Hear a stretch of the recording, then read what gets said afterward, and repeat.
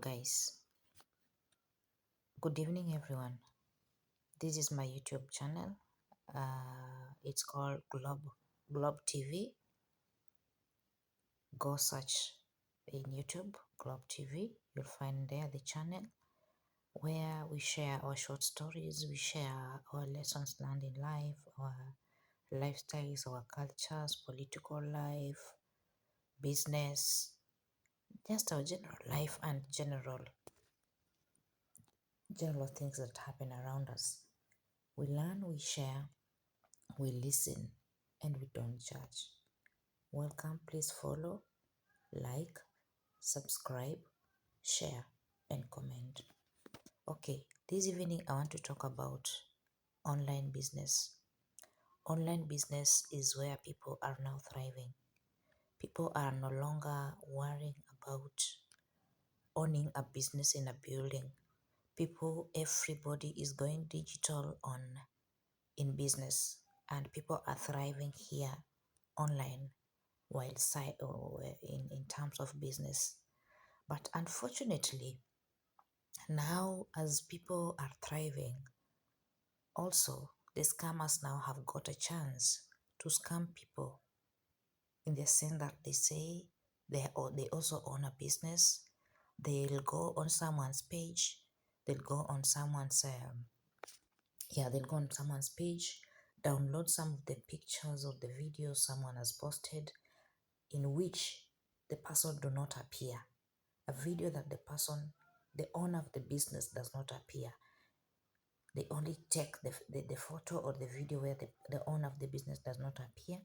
They upload it and download them on their pages. They open pages on Facebook, on Instagram, on TikTok, on WhatsApp, like that. They start doing what? They start sharing. They start sharing those photos or videos, or they start using them in the name that they are the business owners. So you and I, as we come across something beautiful, something that is it is eye catching, we admire and you say, I have to buy this. I'm talking this from an personal experience that I encountered just a week ago. Yeah, you see something and you say you have been having this thing that you want to buy in mind. Then you finally say, it's the time, I want to do this thing now. And I want to do it all-heartedly so that I am done with it. So you go on these pages on Facebook, on TikTok, on Instagram, on even here on YouTube or on WhatsApp. You find someone has posted on their status, and you ask about it. They tell you this is the price. They do not tell you the location. They tell you the price. They tell you we deliver everywhere. You enter their inbox. They give you their details. You talk to them. You get interested. They have posted even a number. They have posted a contact there. On the videos that they have uploaded, they have attached their contacts there. So once you reach them, you get into an agreement. You start chatting. You start talking. You ask what's the price, what is available, which type, which quality, which size, like that. So you agree on everything. And then you say, okay, unfortunately, you pay the money. You believe these are true sellers. You're a true buyer and this one is a true serious seller.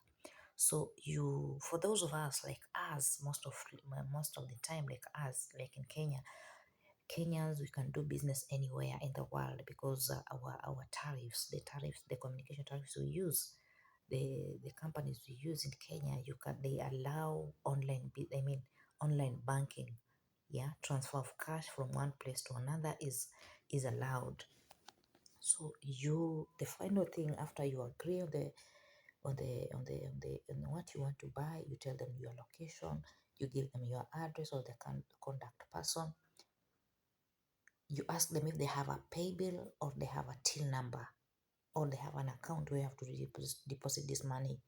Unfortunately, from the beginning of your chat or your communication, you haven't noticed any kind of scam. Now they tell you, ask them, do you have this? Do you have this? They tell you, no, we have this. Pay this money on this send this money on this number. And since you have actually you have seen their page, you have seen they have these things, you find yourself paying this money without doubt, because they have not shown any red flags. You give, you after you pay, you confirm that you have paid, you send them the message, this is my payment message. They confirm. After they confirm,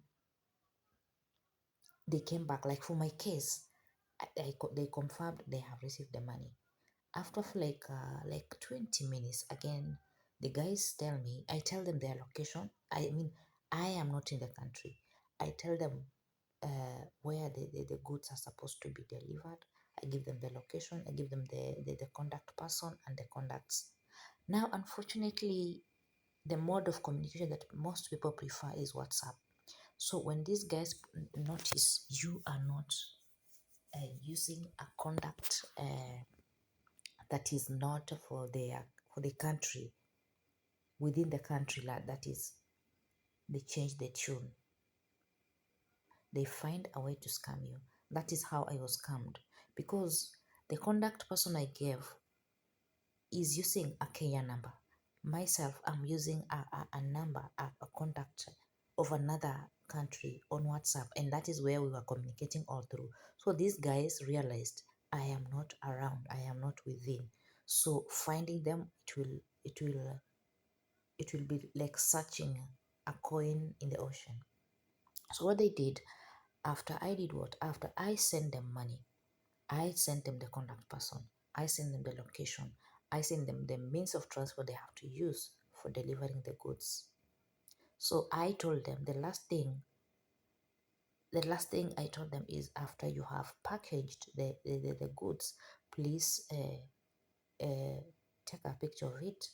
And then when you take the parcel to the place to the place where, to the means the station where the parcel has to be transported to the destination for delivery, please, they offer a receipt. Take a photo of that receipt, send me so that I can send the receiver. So when I was waiting, while I was waiting for that message, something shocked me. I'll show you the videos, I'll show you the communication. Something shocked me. I went on my, going back on the chat, I found all their communication has been deleted. The chats we had on WhatsApp, I've already paid McQ, I've already paid the money. I'm expecting a photo of the receipt and the parcel. A photo of dispatch receipt and the parcel. To my shock, I went back to WhatsApp to check how far they've reached. You see, they again came back to ask me for more money, like $1 for the delivery guy, for the chauffeur to deliver at the bus station where the goods were to be dispatched to the deliver to the picking station. I again sent another money, like $1. I added on what I had paid already. I had paid for the goods, I had paid for the transportation from that place to the place the goods were going, and now they again told me there is a delivery guy who supposed to take the parcel from the shop to the picking station, to the dispatched. Jesus Christ. To the dispatch station. Sorry guys, here we are neighbors of Iran and we are not in peace. For the last 1 week, we have been in peace, settled, but today has been just another nightmare. Like we are feeling the house is shake. You feel the door is shaking, you feel the house is shaking, and the house is a stone house. It's not a house built by timber or iron sheet. It's a stone house, very strong, but the kind of shake we are feeling, it's scaring. It's scaring. Sorry for the interruption. Okay, so you see, after I was waiting for the message, I went back, checked the message. I only found my chats, what I was responding to, what they were telling me, or what I was asking them, and they respond. But all they had told me All we had discussed with them, they had deleted. The guys had deleted everything. Except there is one message down, the last message where I had sent the last amount. That is where they said received. So if I could have someone on the ground to make a follow up, these guys could be caught. But because I didn't have them, I don't have a person within that location. I mean within the capital city, someone I will send to go and to work out on this. The money just went like that. The money just went like that. Now I on chatting with them, the guys, the phone is not going through. The text is going one tick, showing one tick. I go back to call them direct with a direct call, because with a direct call, the number almost shows you use the same country code for our country. That is Kenya. So I went to call the guys. Both one number was calling back, was ringing. No one was picking. The one I had sent money on was already off. I tried to reach out to the company, the tariff company that we use for mobile banking, because I had to forward that message to the company for them to make a follow up and do a reversal. I was told the guy had already used the money, meaning the money either had been maybe bought something and therefore made the amount less, because if you do that, a reversal cannot be done, or the guy not had already transferred the money on another SIM card. So guys, what I'm trying to tell you is this: be very careful with online buying. Be very, very careful. Unless someone is bringing you the good and you do payment in cash, be very, very, very careful. Thieves are all over. Thieves have taken advantage of online and digital business. Thanks for your time.